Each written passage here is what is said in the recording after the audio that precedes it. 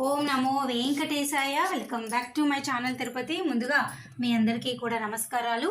Big breaking news. మీరు ఎంతగానో wait చేస్తున్నటువంటి జూన్ నెలకి సంబంధించి జనరల్ శ్రీవారి సేవ, పరకామణి సేవ, నవనీత సేవ ఈ నెల 30వ తారీఖున ఉదయం మీ అందరికీ కూడా విడుదలవుతున్నాయండి. మీకు చూడండి, దానికి సంబంధించిన అప్డేట్ ఈరోజు మనకి రావటం జరిగింది.